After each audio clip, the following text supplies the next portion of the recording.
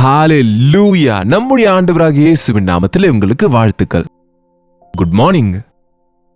பொழுது விடிஞ்சிருச்சு. வாங்க தேவனுடைய வசனத்தை தியானிப்போம். பரிசுத்தரே, உமக்கு நன்றி ஆண்டவரே. இன்னொரு முறை எங்களோடு பேசுங்கப்பா. இந்த புதன்கிழமையும் உம்முடைய சமூகத்துக்கு சென்று உம்மிடத்தில் உபவாசித்து ஜெபிக்கும்படி எங்களுக்கு அப்பா ஜெபத்தின் அவசியத்தை, ஜெபத்தின் பலத்தை நாங்கள் அறியும்படிக்கு உம்முடைய வசனத்திலிருந்து எங்களோடு பேசும்படிக்கு இயேசுவின் நாமத்தில் ஜெபிக்கிறோம் பிதாவே, ஆமென். ஜெபம் ரொம்ப முக்கியமானதுங்க. ஜெபம் ஒரு கிறிஸ்தவனுக்கு விசுவாசத்தை காத்துக்கொள்வதற்கும், ஆவிக்குரிய விதத்தில் வளருவதற்கும், வெற்றியான வாழ்க்கையை வாழ்வதற்கும், பிசாசின் எல்லா காரியங்களையும் அழிக்கவும், சாத்தானின் கட்டுக்களில் இருக்கிறவர்களை விடுவிப்பதற்கும் நமக்கு ஜெபம் எவ்வளவோ அவசியம். இன்னும் முக்கியமா சபையாக ஜெபிப்பது, விசுவாசிகள் எல்லாரும் சேர்ந்து ஜெபிப்பது, சுத்த இருதயத்தோடு கர்த்தரிடத்தில் ஜெபிக்கிறவர்களோடு கூட ஒருமனப்பட்டு ஜெபிப்பது ரொம்பவும் அவசியம். தனிப்பட்ட ஜெபங்கள் அவசியம். நம்ம ஒவ்வொரு நாளும் தேவனோடு உறவில் நடப்பதற்கு குடும்ப ஜெபம் வேண்டும், நம்ம வீட்டை சுற்றி வேலி அடைப்பதற்கு. ஆனால் உலகத்தில் இருக்கிற சூழல்களையும் பிசாசின் காரியங்களை அழிப்பதற்கும், தேவன் தம்முடைய மகிமையை காண்பிப்பதற்கும், என் நாமம் தரிக்கப்பட்ட ஜனங்கள் தங்களை தாங்கள் தாழ்த்தி ஜெபிக்க வேண்டும்னு வசனம் சொல்லுதில்ல? உங்களுடைய சபைகள்ல உபவாச கூட்டம் இருந்தா கலந்து கொள்ளுங்க. சபையோடு விசுவாசிகளோடு ஒருமனப்பட்டு நம்ம ஜெபிக்கும் போது, எங்கே இருவர் மூவர் ஒருமனப்பட்டு எதை பூமியிலே கட்டுவார்களோ அது பரலோகத்திலும் கட்டப்படும், எதை விடுவிப்பார்களோ அது விடுவிக்கப்படும் என்று வார்த்தை சொல்லுகிறது. அப்போஸ்தலர் நடபடிகள் 12ஆம் அதிகாரம் 5ஆம் வசனம் வாசித்தால், அப்படியே பேதுரு சிறைச்சாலையில் காக்கப்பட்டிருக்கையில் சபையார் அவனுக்காக தேவனை நோக்கி ஊக்கத்தோட ஜெபம் பண்ணினார்கள். பேதுரு சிறைச்சாலையில் கட்டப்பட்டிருக்கிறாரு. நீங்க அந்த அதிகாரத்தில் மேலே 1ஆம் வசனத்திலிருந்து வாசித்தால், அக்காலத்திலே ஏரோது ராஜா சபையிலே சிலரை துன்பப்படுத்த தொடங்கி யோவானுடைய சகோதரனாகிய யாக்கோபை பட்டயத்தினாலே கொலை செய்தான்.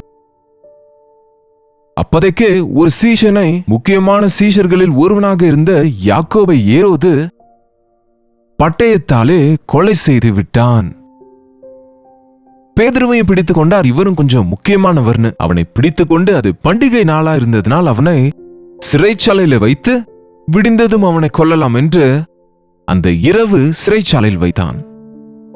அது சபைக்கு தெரிந்தபோது அவங்கெல்லாம் சிதறி போகல, பயந்து போகல, ஓடி போகல. அவங்கெல்லாம் ஏதோ போராட்டம் செய்ய ராஜாவின் இடத்துல போய் எதுவும் செய்யல. முழங்கால் போட்டு ஜெபிக்க தொடங்கிட்டாங்க. நம் எல்லை மீறின விஷயங்கள்ல, நம்முடைய கைக்கு முடியாத விஷயங்கள்ல நாம கற்றுக்கொள்ள வேண்டியது, நமக்கு ஒரு அநியாயம் நடக்கும்போது, தீங்கு நடக்கும்பொழுது, நமக்கு நிந்தை வரும்போது, நாம பாடுகள் இருக்கும்போது நம்ம ஜெபிக்க கற்றுக்கொள்ள வேண்டும். ஊழியக்காரங்க எங்களுக்காக ஜெபிக்கணும்ன்றவங்க நிறைய பேர் இருப்பாங்க. ஆனா ஊழியக்காரங்களுக்காக ஜெபிக்கணும்ன்றது அநேகருக்கு தெரியாது. பிசாசு தேவ ஊழியர்களை கூட கட்டி வைப்பான், ஊழியர்களை கூட பலவீனப்படுத்துவான், ஊழியர்களை தவறான வழியில நடத்தி மந்தையை எல்லாம் சிதறடிப்பான் என்ற விஷயத்தை நம்ம உணரணுங்க. அதற்குதான் பவுல் எவ்வளவு பெரிய ஊழியரா இருந்தாலும் அவர், எனக்காக ஜெபம் பண்ணுங்க, எங்களுக்காக நீங்க ஜெபியுங்கள், நாங்கள் கட்டப்பட்டவர்களாக இருக்கிறோம், சிறைச்சாலையில் இருக்கிறோம், அந்நியர்களின் கையில் சிக்கி இருக்கிறோம் என்று தாழ்மையோட அன்றைய விசுவாசிகளை ஜெபிக்கும்படி கேட்பார். நானும் அநேக முறை சொல்வதுண்டு, நீங்க எனக்காக ஜெபிக்கிறீங்கன்னு விசுவாசிக்கிறேன். நான் அநேக முறை நம்புவது என்னவென்றால், இப்படிப்பட்ட ஊழியம் நடக்குது என்றால் இது எங்களுடைய மேன்மை ஒன்றுமில்லை, தேவனின் கிருபை, உங்களை போன்ற விசுவாசிகளுடைய உண்மையான ஜெபங்கள் சோதனைகளை ஜெயித்துக் கொண்டு முன்னேற உதவி செய்கிறது என்பதை நான் எப்பவும் மறக்க மாட்டேன். உங்க தேவ ஊழியர்களுக்காக நீங்க ஜெபிப்பது ரொம்ப அவசியம். ஊழியர்களை விமர்சிக்கிறவங்க இன்றைக்கு அநேகர் இருக்கிறாங்க. அவங்க தவறுகளை எடுத்து காட்டி இன்னும் பலவீனப்படுத்திக் கொண்டு இன்னும் அநேகரை பலவீனப்படுத்துகிறவங்க இருக்கிறாங்க. ஆனா அந்த கட்டுகளில் இருக்கிறவர்களை தேவன் விடுவிப்பாரு. விடுவியும் ஆண்டவரே என்று ஜெபிக்கிறவங்க எத்தனை பேரு? பேதுருவை கடினமான சிறை தண்டனையில வைத்திருக்கிறாங்க. அங்கே 16 பேர் சேவகர்கள், 3 காவல்கள், முதல் காவல், 2வது காவல், மெயின் கேட்டு, அந்த அறைக்குள் சங்கிலிகளால கட்டியிருக்கிறாங்க. அவரை அங்கிருந்து தப்பு வைப்பது அசாத்தியம். அந்த ஏரோது ரொம்ப மூர்க்கங்க, ரொம்ப ஆபத்துங்க. இன்னும் எல்லாம் முடிஞ்சது, நாளைக்கு காலையில சிறைச்சேதம் செய்ய போறாங்க. ஆனால் சோர்ந்து போகாமல் சபை ஜெபித்துக் கொண்டிருக்கிறது. பேதுரு சிறைச்சாலையில் வைக்கப்பட்டான். சபையோ அவருக்காக, பேதுருவுக்காக மிகுந்த ஊக்கத்தோடு தேவனை நோக்கி ஜெபிக்கிறாங்க. வெறும் ஜெபம் இல்லங்க, ஊக்கத்தோடு, விசுவாசத்தோடு, அர்ப்பணிப்போடு தேவனை நோக்கி ஜெபிக்கிறாங்க. இன்றைக்கு நாம தேவனுடைய சமூகத்தில் விசுவாசிகள் எல்லாரும் சேர்ந்து உலகத்திலே நடந்து கொண்டிருக்கிற, தேசத்திலே நடக்கிற விபரீதமான நிலைமைகளுக்காக, தேவ பிள்ளைகளுக்கு விரோதமாக எழும்புகிற பொல்லாத வல்லமைகளை குறித்து, வன்முறைகள், கொடுமைகள், வேதனைகள், நிந்தையிலே, சோதனைகளில் சிக்கி இருக்கிற தேவ பிள்ளைகளுக்காக நம்ம ஜெபிக்கணுங்க.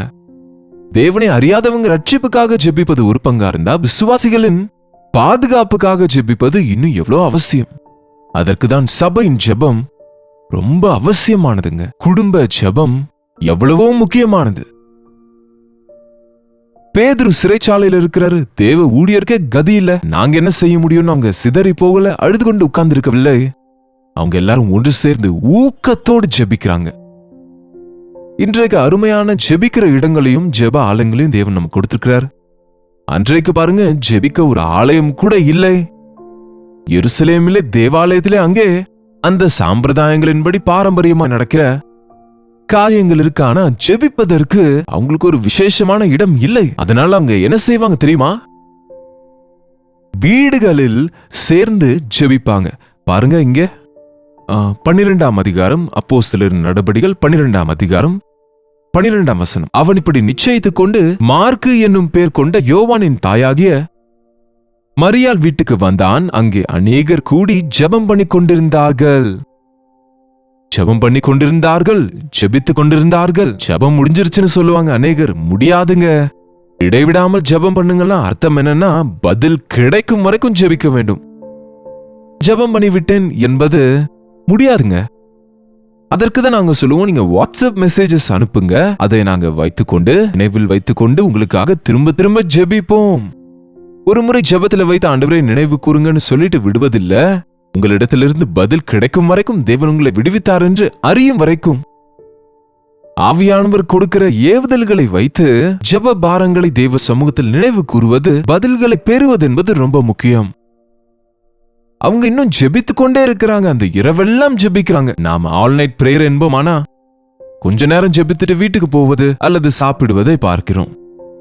ஆனால் அவங்க பேதுரு வந்து கதவை தட்டும் வரைக்கும் அவங்க ஜெபம் பண்ணிக்கொண்டே இருக்கிறாங்க.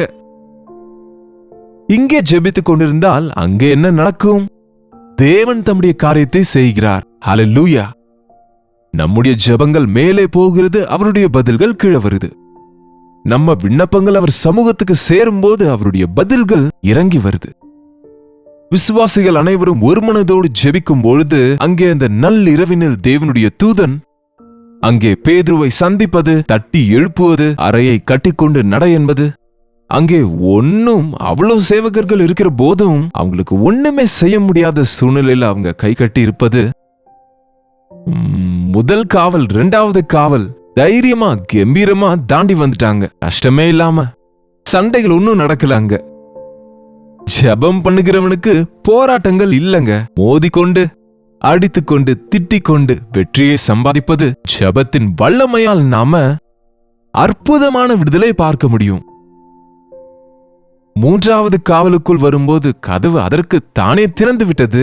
வீதி வரைக்கும் தேவதூதன் கொண்டு வந்து விட்டபோது பேதுரு தேடிக்கொண்டு சபை எங்கு ஜெபிக்கிறார்கள் என்று நினைத்த போது 12ஆம் வசனம், அவன் இப்படி நிச்சயித்துக் கொண்டு மார்க்கு என்னும் பேர் கொண்ட யோவானுடைய தாயாகிய மரியாள் வீட்டுக்கு வந்தான். அங்கே அநேகர் கூடி ஜெபம் பண்ணி கொண்டிருந்தார்கள். பேதுரு வாசற் கதவை தட்டின போது வந்து கதவை தட்டுகிறாரு. ஜெபத்துக்கு பதிலாக ஜெபிக்கிறவங்களுடைய வீட்டுக்கே வந்துருச்சுங்க பதில். பேதுரு விடுவிக்கப்பட்டு ஜெபிக்கிற இடத்துக்கு வந்து கதவை தட்டி கொண்டிருக்கிறார். அநேக முறைங்க நம்ம ஜெபிக்கும் போது கண்களை மூடி ஜெபித்துக் கொண்டிருப்போம், துக்கத்தோடு ஜெபித்துக் கொண்டிருப்போம். அந்த ஜெபத்துக்கு பதில் வந்த பிறகும் கூட இன்னும் நம்ம உணராத நிலையில ஜெபித்துக் கொண்டே இருப்போம். ஆனா அங்க ஒரு சிறு பெண் இருக்கா, அவங்க பேர் ரோதை. அந்த சின்ன பிள்ளை என்ன செய்யறாங்க? ஜெபிக்கிறாங்க. பேதுரு அங்கிளை விடுவீங்க ஆண்டவரே என்று கதவு கிட்ட சென்று பார்க்கிறாங்க. வருகிறாங்க கதவு கிட்ட, சத்தத்தை எதிர்பார்த்து கொண்டு கதவு தட்டுகிற பேதுருவின் சத்தத்தை முதல்ல அந்த சிறு பெண் கேட்கிறாங்க. அங்க அநேகர் பேதுருவை விடுவீங்க, பேதுருவை அனுப்புங்கன்னு ஜெபிக்கிறவங்க இடத்துல சென்று, பாருங்க ஆண்டி, அம்மா, பாட்டி, அப்பா, பேதுரு வந்துட்டாரு அப்படின்னு சொன்னா அவங்க என்ன சொன்னாங்க தெரியுமா?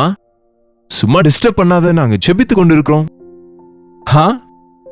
என்று அவளை பிதற்றுகிற என்கிறாங்க. உனக்கு என்ன பைத்தியமா? பேதுரு எப்படி வருவார் அவ்வளவு பயங்கரமான காவலில் இருந்து? பாருங்க, நம்ம அநேக நேரம் ஜெபித்துக் கொண்டிருப்போமே தவிர பதில் வந்த பிறகு கூட அதை நம்ப முடியாம இருப்போம். ஆனா இந்த சிறு பெண் ஜெபம் பண்ணுகிறாள், விசுவாசிக்கிறாள், எதிர்பார்க்கிறாள். உங்களுடைய ஜெபத்தில் நீங்கள் எவைகளை கேட்பீர்களோ அவைகளை பெற்றுக் கொண்டீர்கள் என்று நம்பும் போது கிடைக்கும் ஆண்டவர் சொன்னார்ல. நம்ம செய்யற ஜெபத்துல நம்பிக்கை இருக்கணும். அந்த ஜெபத்தின் விசுவாசத்தை நம்ம கண்களால பார்க்க முடியும். இல்லை, மறுபடியும் வந்து சொல்லுகிறாங்க, கதவை தட்டுகிறாங்க. உறுதியா அவர் வந்திருக்கிறார்னா ஒருவேளை தூதன் வந்திருக்கலாங்க என்கிறாங்க. பேதுரு பின்னும் தட்டி கொண்டிருந்தான். அவர்கள் திறந்தபோது அவனை கண்டு பிரமித்தார்கள். அல்லேலூயா. நம்முடைய அவிசுவாசம் சில நேரம் தேவனுடைய பதிலை தாமதம் செய்யுங்க. பேதுரு வந்து இன்னும் 3 முறை அவர் கதவை தட்டி கொண்டிருக்கும் வரை இவங்க 3வது முறை கதவை திறந்து பிரமித்து போறாங்க. நீங்க கேட்கும் முன்பே உங்க தேவைகளை சந்திக்கிறவர் இருக்கிறார்னு உங்களுக்கு தெரியுமா?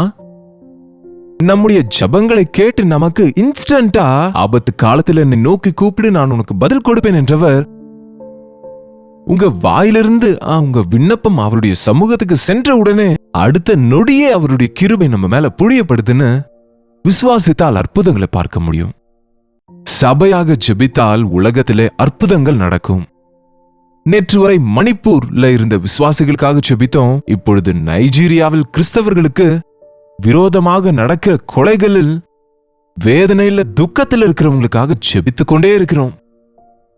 அதே நேரத்துல உலகத்துல இன்னும் நம்ம ஒருமுறை சுற்றி பார்த்தால் இன்றைக்கு கிறிஸ்தவர்களின் நிலைமையை பார்த்தா பக்தியில பின்வாங்கி போன நிலைமை, குளிர்விட்டு போன நிலைமை, சபைகளில் எழுப்புதல் தணிந்து போன சூழ்நிலையை பார்க்கிறோம். எழுப்புதல் கூட்டங்கள் நடந்து கொண்டே இருக்கு, ஜெப கூட்டங்கள் நடந்து கொண்டே இருக்கு, அட்டகாசங்கள், ஆர்ப்பாட்டங்கள் இயேசுவின் நாமத்திலே நடந்து கொண்டே இருக்கு. ஆனா ஆவியின் காரியங்கள், ஆழமான நிலையான இருதய சுத்தத்தை பெறுகிற சூழ்நிலை இல்லாமலேயே இருக்குங்க. கிறிஸ்தவ பக்தி ஆர்ப்பாட்டத்தோடு கூடியது அல்ல. ஆழ் மனதில கொண்டிருக்கிற சக்தி, பாவத்தை ஜெயிக்கிற சக்தி, சாத்தானை எதிர்க்கக்கூடிய சக்தி, ஆண்டவருடைய திட்டங்களை அறிந்து அதை நிறைவேற்றக்கூடிய வல்லமை நமக்கு வேண்டுமென்றா முழங்கால் ஜெபம் நமக்கு எவ்வளவோ அவசியம். இன்றைக்கு விசேஷமாக தேவ சமூகத்துல சில முக்கியமான பாரங்களுக்காக உங்க சொந்த பாரங்கள் இருக்கும், அவைகளையும் வைங்க. கொஞ்சம் கண்களை ஏறெடுத்து பார்த்தா, நம்மை சுற்றி பார்த்தா அநேக விஷயங்களுக்காக நமக்கு பாரம் உண்டாகும். சபையாக நம்ம எல்லாரும் ஒன்றாக சேர்ந்து முழங்கால் போட்டு ஜெபிக்கும் போது பரிசுத்த ஆவியின் காரியங்கள் உலகம் முழுவதும் இந்த கடைசி காலத்திலே நிறைவேறுங்க. ஜெப கூட்டங்களுக்கு கலந்து கொள்ளுங்க. மற்றவர்களோடு ஒருமனப்பட்டு ஜெபியுங்க. ஒரு மனதோடு ஒரே இருதயத்தோடு நம்ம ஜெபிக்கும் போது பரிசுத்த ஆவியின் காரியங்கள் தீவிரமாய் நடக்கும் என்று விசுவாசிப்போம். ஜெபிப்போம். பரிசுத்தரே, அன்புள்ள தகப்பனே, ஒரு முறை எங்களை பாருங்கப்பா. குடும்பங்களிலே எத்தனையோ பேர் எத்தனையோ விஷயங்களுக்கு எவ்வளவோ நேரம் செலவிடுகிறோம் தவிர குடும்பம் எல்லாம் ஒன்றாக சேர்ந்து சமூகத்தில் முழங்காலிடுகிற விசுவாச வாழ்க்கையும் ஜெப ஒழுங்கையும் எங்களுக்கு கொடுங்கப்பா. எங்கள் வீட்டை சுற்றி வேலியிடுவதற்கும் பிசாசை நாங்கள் துரத்துவதற்கும் பரிசுத்த ஆவியின் காரியங்களை பார்ப்பதற்கும் அப்பா குடும்ப ஜெபங்களை கொடுங்க. வீட்டின் எஜமானாகிய தகப்பன், வீட்டின் எஜமாட்டியாகிய தாய், பிள்ளைகளுக்காக, வாலிபர்களுக்காக, கை குழந்தைகளுக்காக உம்முடைய சமூகத்தில் விண்ணப்பிக்க உதவி செய்யுங்க. விசுவாசிகளாக அநேக சபைகள் இருக்கிற நாங்க ஒரே மனதோடு கூட சங்க பிரிவினைகள் இல்லாமல் ஏக சிந்தையோட ஒரே பாரத்தோட ஒரே சபையில இருக்கிற விசுவாசிகள் எல்லாரும் கூட முழங்கால் போட்டு எங்களுடைய ஆலயங்கள்ல ஜெபிக்கிற சத்தம் பரலோகத்துக்கு சேரும்படியாக ஜெபிக்கிற ஜெப வாழ்க்கை எங்களுக்கு கொடுங்கப்பா.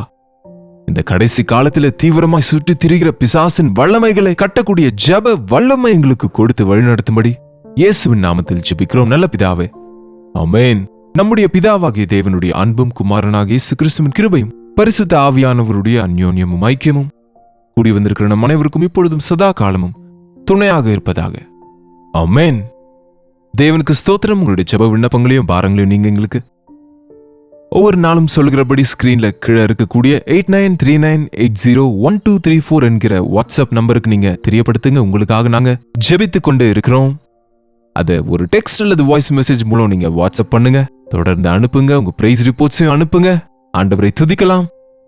நீங்க அனுப்புகிற ஒவ்வொரு மெசேஜும் பார்த்து உங்களுக்காக ஜெபிக்கிறோம். நிச்சயமா தேவன் நமக்கு பதிலை அனுப்புவாருங்க. கர்த்தருக்கு சித்தமானால் நாளைக்கு இதே அனுதின தியான நிகழ்ச்சியில் கர்த்தருடைய வார்த்தையோடு உங்களை நான் மீண்டுமாக சந்திக்கிறேன். அதுவரைக்கும் கர்த்தருடைய கிருபை உங்களுக்கு துணையாக இருப்பதாக.